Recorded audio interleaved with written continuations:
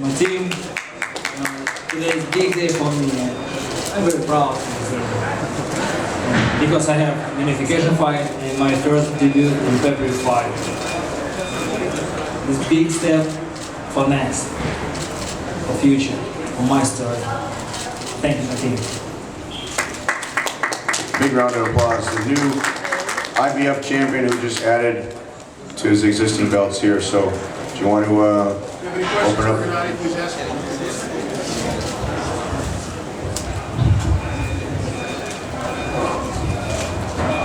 Gennady, Chris Connor, Cyberstation Radio Boston. Now, congratulations on your double title.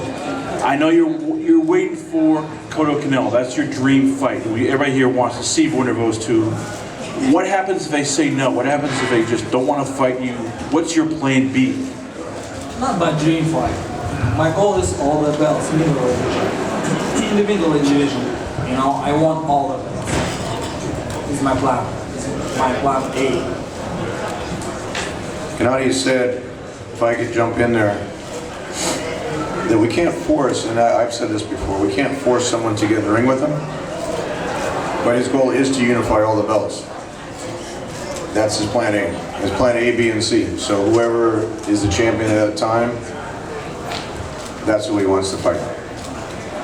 This is a question for Tom and Gennady. You've made clear you want to unify the division, but right now you're also 3 title defenses away from breaking Wilfredo Gomez's record for knockouts, consecutive knockouts and title defenses, and 6 defenses away from breaking Bernard Hopkins' record at middleweight. Are those both accomplishments that you want before you leave the division? Oh, I think, you know, I respect Bernard. He's a legend. This is my story. I bring new story for middleweight division like long time ago, like old school. This is my story, my first step for my story. Gennady, first of all, I want to thank you from all the fans for your big drama show and your team for not disappointing us again. And my question is, when you were in the middle of the fight, when you were in round 3 and 4, when you were throwing and landing every single jab, when you were throwing and landing every single punch, what were you thinking at that moment? And what do you think about what can you say about your performance overall tonight? Thank you. Yeah, I feel distance. I feel very good distance. You know, my every jab, I touch it. I am a little bit waiting, just, you know, like I want like crazy attack, crazy style, like street fight. You know, not this side, not this side. I think David, he's a strong guy, he's a good warrior. You know, not this side. And I think we have a little bit different boxing technique, different style and class. Thank you.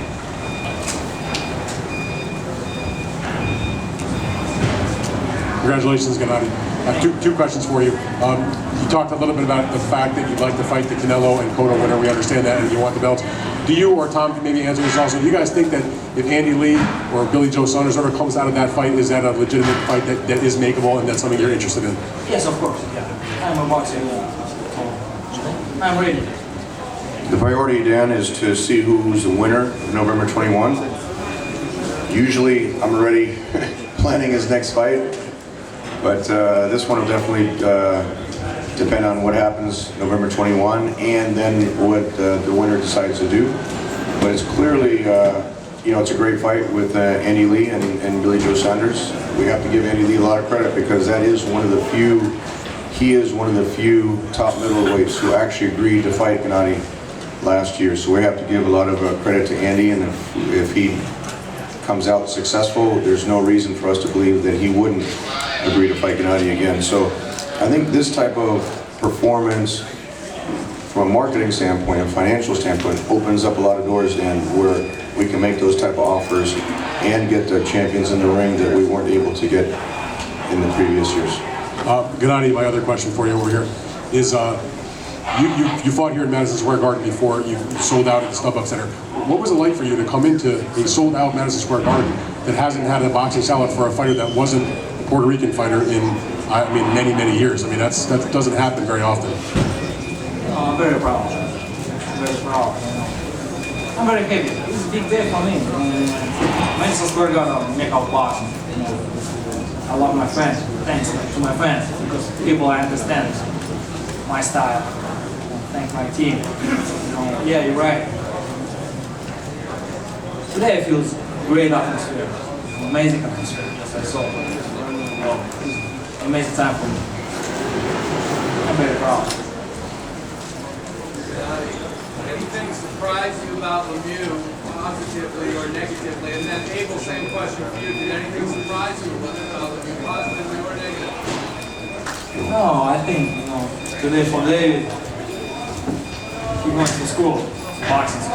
I know, he's understand, you know, different class. Respect, he's strong. He's strong, he's champion. Different class. Well, we knew David was going to be strong. As we said in the past, and I said in that conference call several weeks ago, that the difference was going to be the IQ. Just a guy that's a lot smarter in the ring. David was lunging, trying to reach, and was getting hit with shots that maybe another fighter wouldn't hit him with, but Gennady is on a different level, like I've been saying. Gennady, you met Donald Trump tonight. What did you think about him? Yeah, he's good guy. I'm a boxer. I'm not fighting. No. Respect.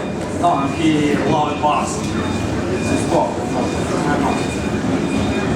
Donald Trump actually came to his last fight with Guido, so he's a boxing fan, and he's apparently a fan of Gennady, so he went out of his way to come tonight and came to the locker room to say hi to Gennady. Gennady, GGG, what about TBE? Word is out of Las Vegas, he wasn't happy that it was suggested by Stephen A. Smith on ESPN that you will walk through him. Can you get to 154, and can you fight Floyd comfortably at 154? I hope in the future, yes. Hey, this is for Abel. Is that the best his jab has looked to you?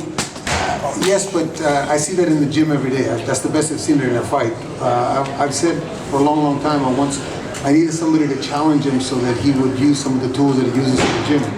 This is finally the guy that was a mental threat to him, not so much a physical threat, but the mental threat that he thought perceived threat was there, so he used the jab a little better and was able to do everything off his jab. If you notice, some of the hooks that he threw off the jab were powerful too, so he does a lot of things off the jab. Today he got able to use them. And he seemed to start, you know, usually Gennady shows a lot of patience in the ring. Tonight he went right after him. Was that your plan? No, the plan was to see what David was going to do, but David came out a little relent and didn't really want to attack, so Gennady had to press the issue. But the jab was magnificent today, and he controlled the fight. Hi, Gennady. Congratulations. Another good. You know, for years now, people have been talking about you fighting Cotto or Canelo, and you've always wanted it, but it seems like it's closer than ever now.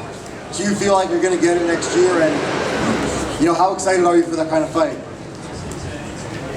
Good question. No, both two great champions. Both great champions. Miguel, respect, and Canelo. And now he's superstar too. Who will win? I'm ready. You said you will win? Yeah. Геннадий, Максим, можно вопрос один? Со всех уголков Казахстана, со всего мира приехало много ваших фанатов. Что вы хотели, вы ощущали такую поддержку, и что вы хотели им сказать всем фанатам во всем мире и из Казахстана, которые много приехало сюда? Maybe I translate this question shortly. There is a lot of support in Kazakhstan, and what do you think about the support, and would you like to say something to your Kazakh fans?